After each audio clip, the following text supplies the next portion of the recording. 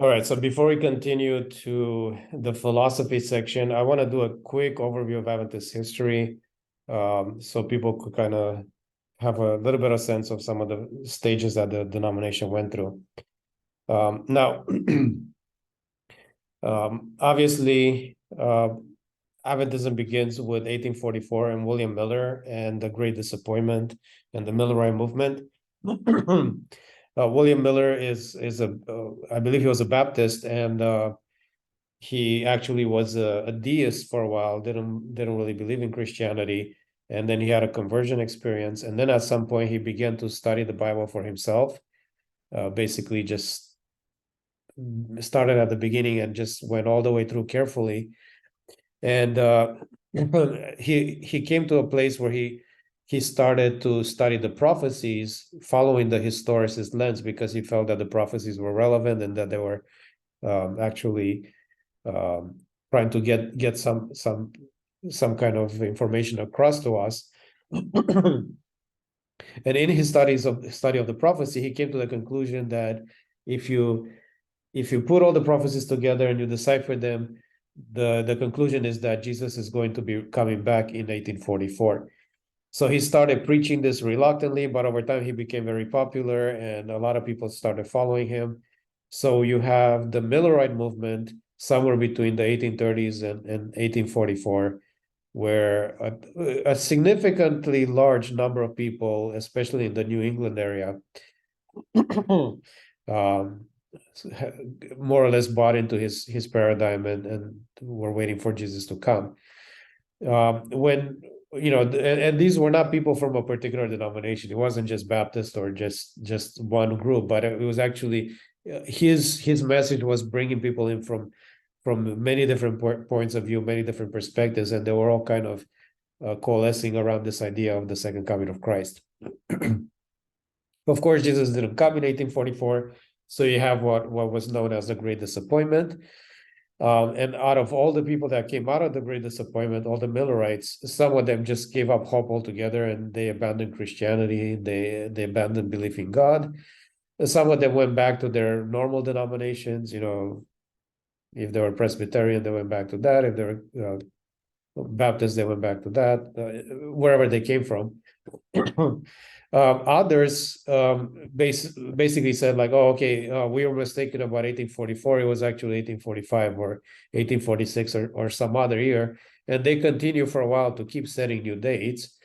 And finally, we have the group that developed into the Adventist Church, which basically said, no, the year was correct, but we misunderstood the event. And the conclusion was what I've explained in the previous video, which is that this became this period of time that was represented within the earthly sanctuary service as the Day of Atonement. So essentially, from 1844, we've entered the Day of Atonement. So that was the group that began the Adventist Church. So immediately after 1844, the Millerites that were eventually going to become Adventists spent most of their time trying to resolve all these issues around 1844 and what exactly happened. They came to some basic doctrinal consensus so that they could work together and cooperate and coalesce as a movement. They became organized as a denomination in 1863. From 1863 for the next 20 years or so, we have a more in-depth doctrinal development. So Adventists continue to pick up various understandings, different aspects of Scripture, and to develop this theology. And the church was starting to grow and become multiply and grow over some period of time. Now, this is a period of relative isolation from other Christian communities, and part of it has to do with this idea, which I kind of alluded to a little bit in the previous video, where other Christian denominations were viewed as Babylon. So basically, people that didn't really buy into Miller's message, people that seemed not to really care about the second coming of Christ, Um, all these various denominations that Adventists felt as if they had, they didn't have biblical doctrines and things like that. They classified them as Babylon, so they didn't really have anything to learn from them. So because of that, the Adventist group became kind of isolated, intellectually isolated. Now, some people will look at that and say that's just really bad, and that's a problem, and that's what makes this group a cult and things like that. And yes, there are problems with being intellectually isolated. However, there's also the benefit that they have the opportunity to develop their own doctrines without heavy influence coming from the outside. So we have a period of time here early in Adventist history where Adventists were starting to recognize a new trajectory to doing Christian theology, and they were able to focus on that without distraction from people coming with other Christians' perspectives that could have interfered with their doctrinal development. So we have this period of isolation when the church was able to kind of develop its position before having to interact with outside groups. Then we have the year 1888, and for a lot of Adventist historians, this is kind of an important year. I personally don't see it as having that as much importance as people make it out to be. Um, there are a couple of views on what happened in 1888, which I believe are both mistaken. So there's some people, especially people coming from more of an evangelical or progressive perspective, where people will say that Adventists didn't really have the gospel until 1888. That's when we discovered the gospel. And I believe that this is not really a defensible position historically. But then we have the opposite view where people say like, no, it's actually that Adventists, this is the first time that humanity really had an understanding of the gospel, because you might say what Adventists discovered in 1888 is a super gospel. It's an understanding of the gospel that nobody ever had before. And I think this is an exaggeration as well. What actually happened is that before 1888, as Adventists were developing their theology, and what they're actually developing is not just kind of a new minor variation of Protestant theology, they're actually developing an entirely new way of looking at reality. So it's a new model. It's a very different model of doing Christian theology. And because they were so busy focusing on developing all these different elements, there wasn't as much emphasis on the gospel as there needed to be in their preaching and in their in-group communications. And because of this, the members within the churches were not exposed to the preaching of the gospel as much as they should have been. And so you have a generation of people being raised in the church who just don't have an exposure to the gospel. And this is bad for denomination. Like you need to have the gospel preached, because the gospel is kind of like the heart of the entirety of the Christian theology. So after 1888, there's a renewed emphasis on the gospel, and people start preaching it again, and emphasizing the gospel, recognizing that the gospel needs to be kept front and center, and people need to be exposed to it, even as they try to make sense of all these other theological elements. So that's a more accurate representation of what the issues were in 1888. Now, throughout this process, as people were trying to emphasize the gospel, there is something of a turn back towards Protestant theology, because in the process of trying to preach and explain the gospel, some of our theologians went back and read Luther and some of the Protestant reformers to see how they understood and presented the gospel.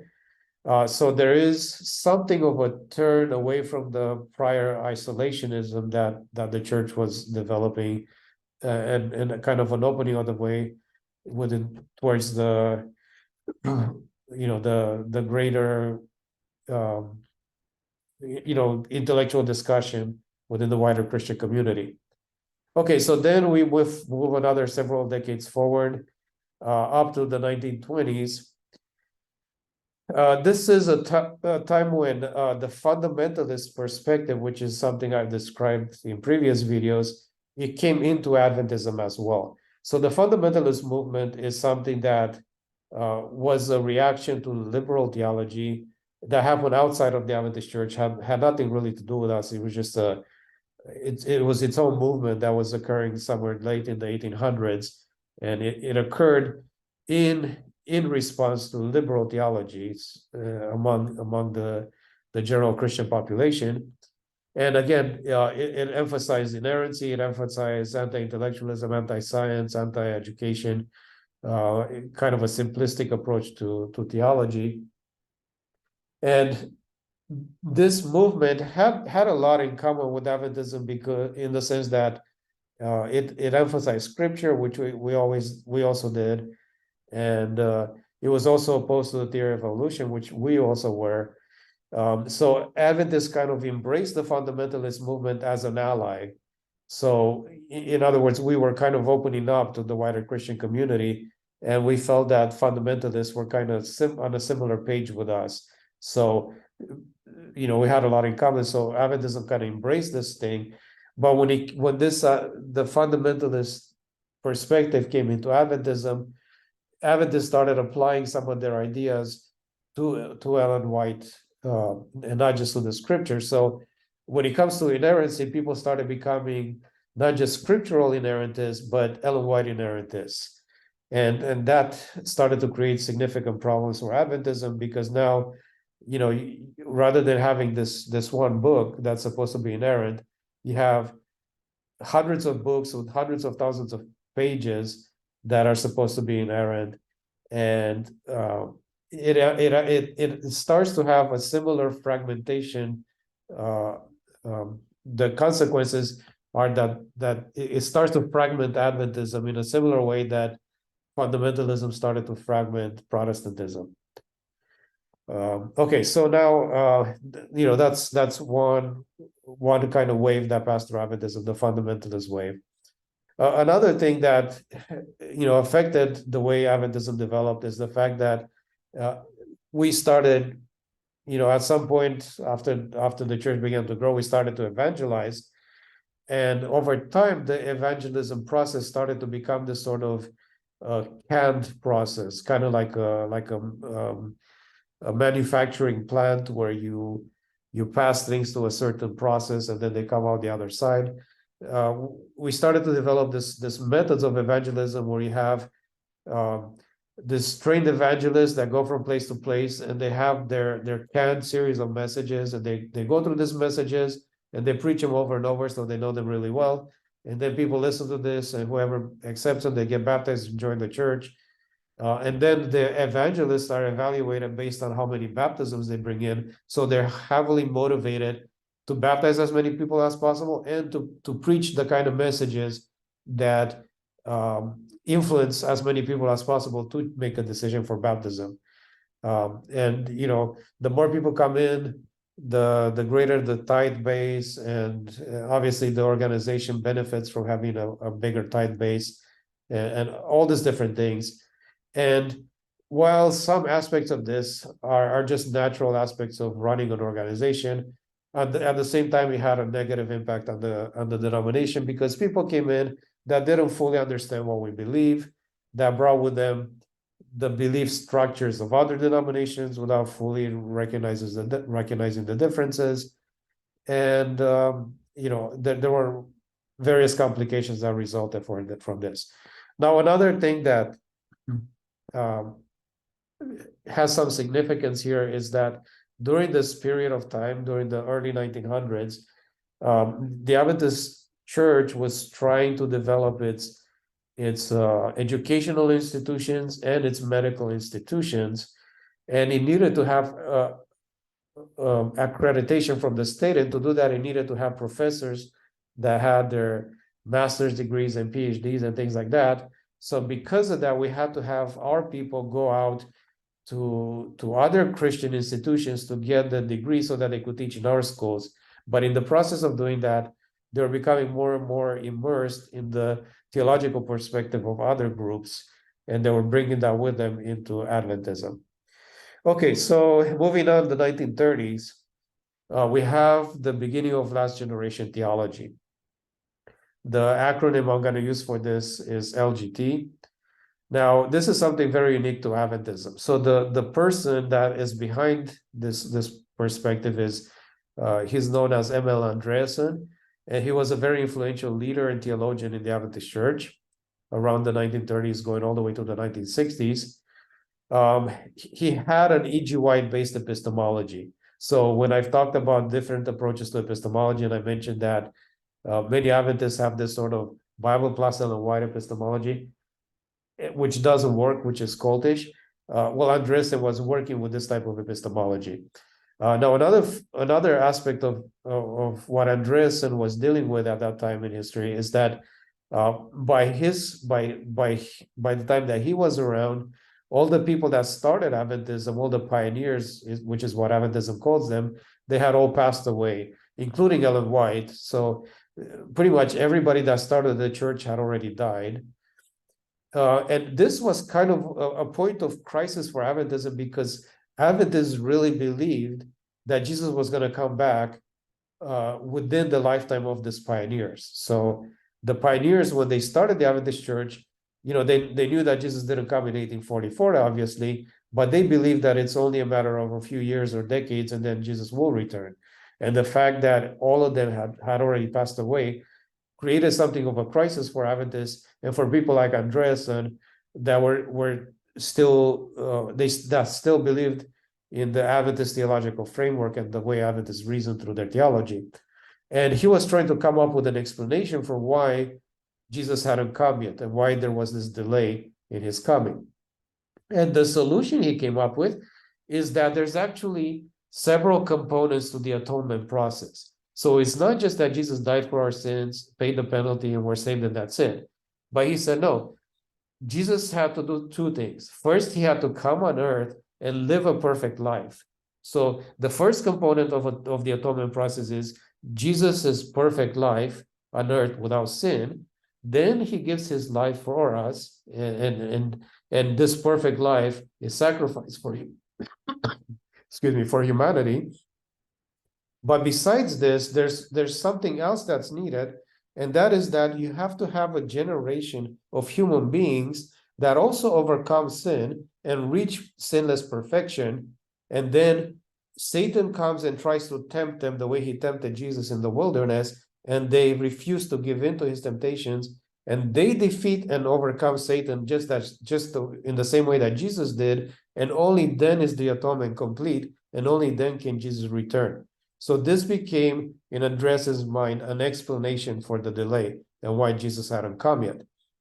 Now, if we look at this theology that was put forward by Andreasen, it is actually heretical. And the reason it's heretical is that it is a form of co-redemption, because this final generation of people that need to reach perfection and overcome Satan in order for humanity to be able to finish up the atonement process, they become co-saviors with Christ, and they're responsible for the salvation of humanity and everybody else. So Andreasen introduced a heresy into the Adventist Church because he introduced this idea of a form of co-redemption.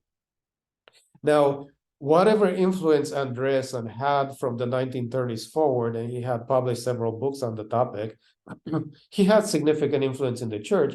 However, his influence actually increased significantly in the 1960s because of what happened surrounding the events of questions on doctrine and the Walter Martin controversy with the kingdom of the cults and all those things that happened.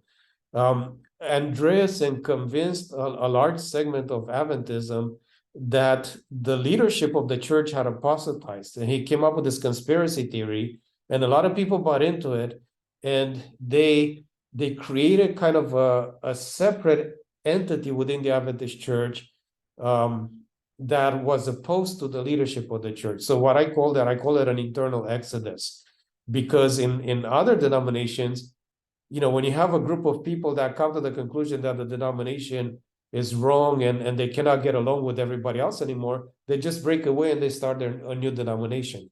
But in Adventism, because of our whole concept that we have the truth and we're the remnant and all these things, they couldn't break away anymore. So they exited the denomination but stayed inside of it and just started to create their own things in the church. So they started creating their own schools, their own sanitariums, their own hospital, or not hospitals, but health centers, their own publications. So they had their own magazines and their own TV stations and radio stations and all this stuff. So because of Andreassen's conspiracies, it created a split in Adventism that wasn't external to where everybody could see that the church was splitting, but was actually happening within the church, where only people who were familiar with the movements within the denominations could see what was happening. Okay, so now what exactly, moving forward to the 1960s, to what happened with the issue of questions on doctrine and Walter Martin and that. So basically, Walter Martin, who is the author of the book Kingdom of the Cults, he was studying various cult groups, Mormon, Jehovah's Witnesses, Christian Scientists. I have the book somewhere, and it's available for free online if you search for the PDF, where he was trying to figure out what all these different groups that had been classified as cults, and he had this book that was kind of a reference book for people to kind of understand where the various cults were coming from. And he was planning to write an Adventist as well, but in the process, he came in contact with several Adventist leaders and theologians, and after several conversations, he decided that Adventists didn't really qualify as a cult. So he did put him in his book, but he put Adventism in the appendix, and he said that there's many aspects in which Adventists really are fairly orthodox, but then there's some things where there's somewhat hetero-orthodox, some aspects of their theology, but they're not really as problematic as the true cults that the rest of the book was about.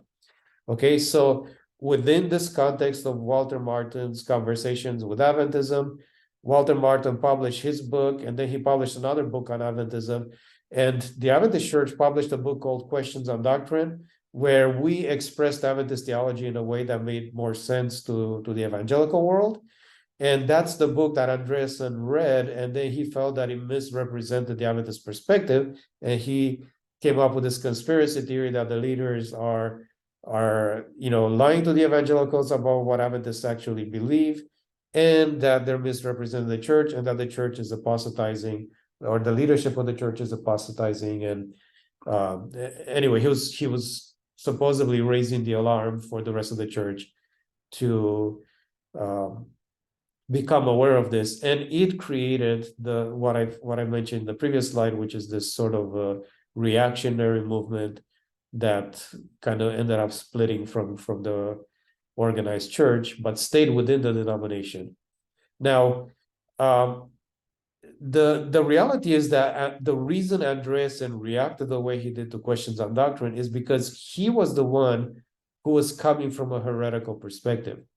First of all, he had an E.G. White-based epistemology, and second, he had this heretical view of the atonement, and that is what really motivated him to reject some of the things that were written in Questions on Doctrine, which somebody who didn't have that specific perspective would not have taken as big an issue with those things as he did.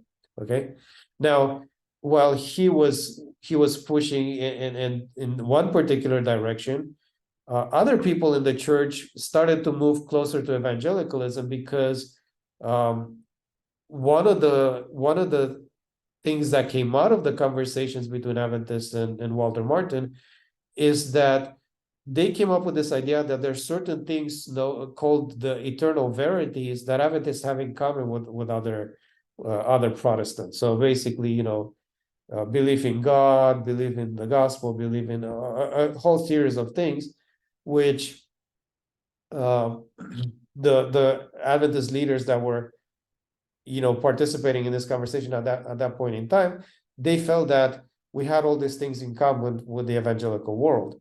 They didn't fully understand that even among the things we had in common with evangelicals, there were certain differences because we had a different view of God, because we rejected classical theism, and we had a different view of man, a different view of reality. And these metaphysical components created differences even among those things that we had in common with other Christians. So, these are some things that the theologians of that period didn't fully understand. So what became the result of these conversations between Walter Martin and Adventism is that two camps emerged in Adventism. One of them kind of leaned more and more towards evangelical theology, while the other leaned towards Andreassen's theology and his point of view, or last generation theology, as we call it. And each one of these camps had their own camp meetings in the church, their own publications, their own media, their own schools, hospitals, and sanitariums, and things like that.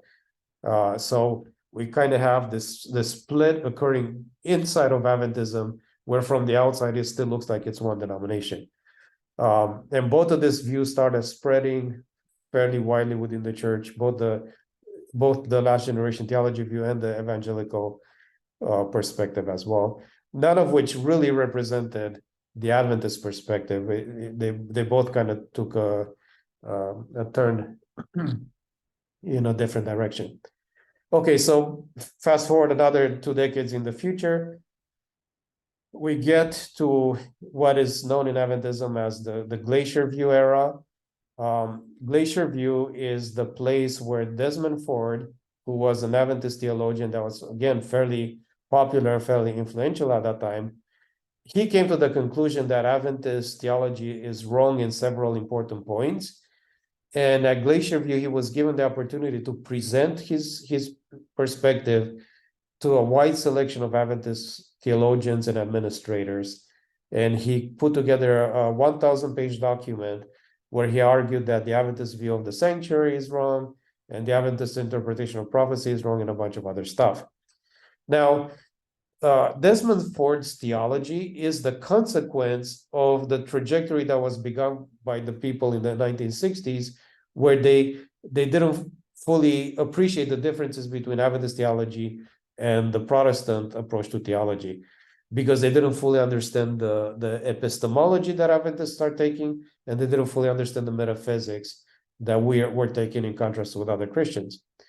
So the consequence of moving in this direction theologically ended up resulting in somebody like Desmond Ford.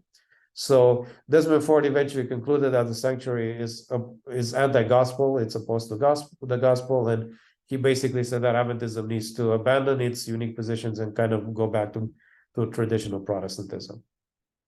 Now, as a result of all these different things that Ford was pushing, eventually he was defrocked, but he continued to stay a member in the Adventist Church. It's something that he wanted to do because he felt like he could have more influence from within than from outside. So Ford continued to be a part of the church all the way until he passed away about 3-4 years ago. So this is back in this Glacier View happened in 1980, and so it's been about 43 years now since this happened. Okay, so moving forward from the time of Ford, actually, first of all, let's quickly go over Ford's theology. I've already addressed almost all these elements in a previous video, but the first problem with Ford's theology is that he misdiagnosed the Adventist model. He misdiagnosed the epistemology of Adventist theology, where we're trying to do a theology that is following the radical Reformation trajectory rather than the magisterial Reformation trajectory. Ford never really got that. Another problem is that Ford never understood the fact that the sanctuary doctrine of Adventists is nothing more than what you get when you have Arminianism and soul sleep.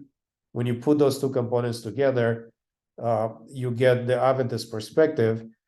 And in whatever respect, somebody might say, like, no, that's not exactly the Adventist perspective. What they're looking at is last generation theology not Adventist theology. LGT is a heresy. LGT is not Adventism. Adventist theology is simply Arminianism plus soul sleep. And when you look at the fact that, 1/3 of Protestantism is Calvinist, 1/3 is once saved, always saved, and 1/3 is Arminianism.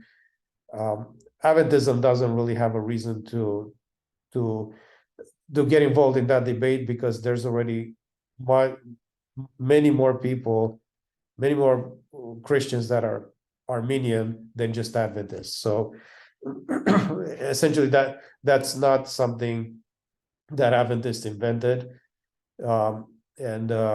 The whole concept of the sanctuary and the investigative judgment is just what you get is when you put those two components together. Okay, so then the other point of conflict with enforced theology is what I talked about in the previous video about Daniel 8 and the identity of the little horn being the Antiochus Epiphanes as opposed to representing the Roman Empire. And I've already explained that there's three possible positions there. They're all equally valid. And because we're dealing with symbols, there's no way to prove that one has to be correct, all the others are wrong. So Adventists are basically just taking one of the three perspectives and working with it because it fits the rest of our theological framework, and there's nothing wrong with that.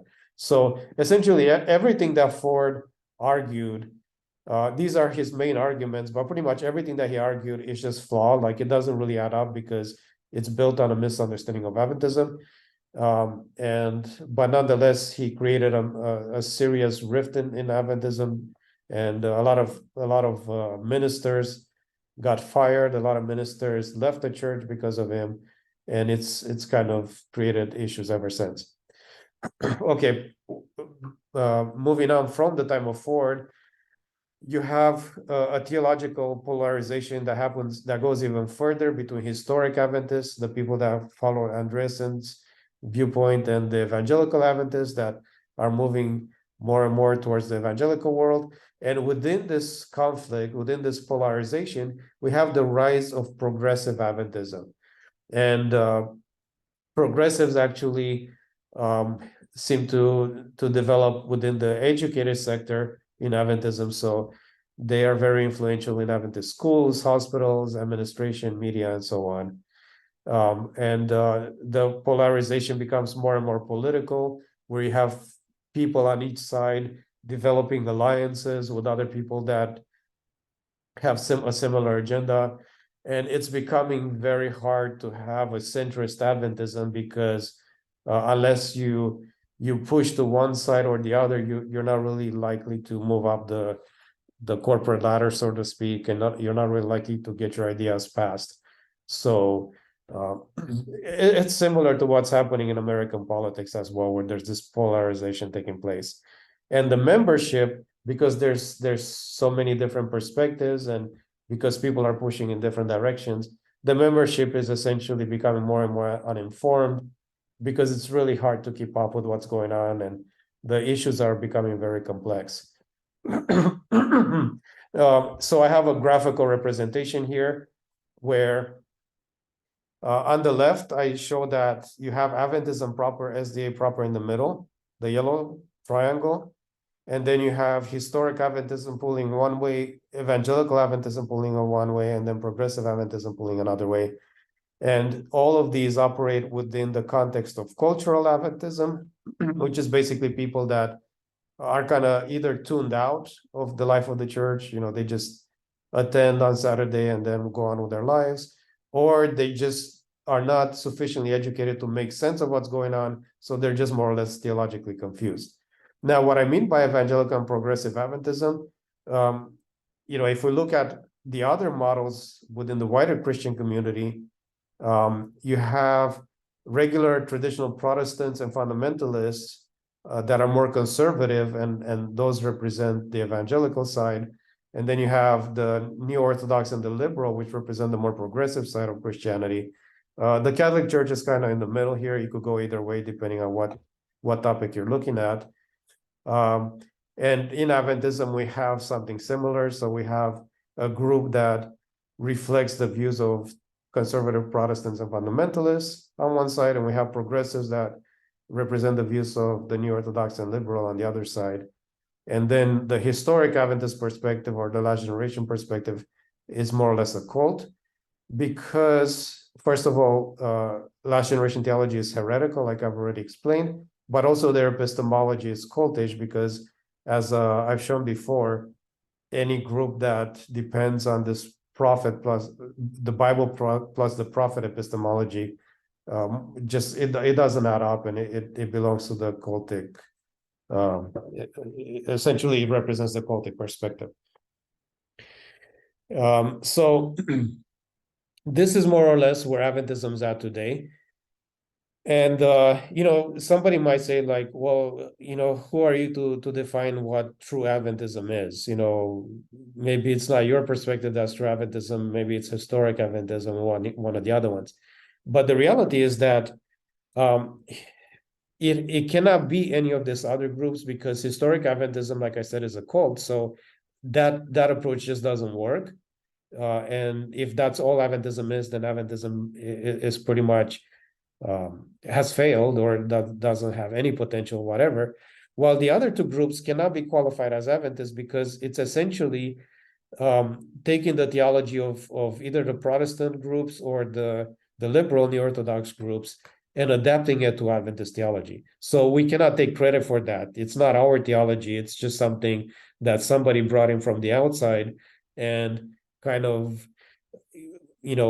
fiddled with it to make it harmonize with some aspects of Adventism, but it cannot really be qualified as an Adventist theology. So if there is anything that qualifies as true Adventist theology, it is this perspective that I'm presenting in these presentations, because everything else is either not Adventist or it's cultish. Right? Now, the consequence of this happening in the church, the consequence of the church going in this three different directions, and creating this sort of cultural Adventism, because it's hard for the average member to even know who to follow anymore, because people, the leadership is all over the place. The consequence is that Adventism has very few people that are actually focusing on Adventist theology. So we're making theological progress at a very slow pace, because our intellectual capital is divided between all these different groups. So instead of having people contribute to the development of the Adventist perspective, they're actually helping other people's theology, or they're developing this cultish version of Adventism that just has zero potential, and it's never going to get anywhere. And so this is kind of where the church is at, the denomination is currently at. And this is one reason why other people should pick up this particular methodology that I'm describing here, and they should work with it, because we're definitely having doing things very slowly on our end to make progress with this theological perspective. So anyway, this is a very quick overview of the history of Adventism, or where Adventism is at today, but it gives people kind of an idea of where the church is at and what is happening within this denomination.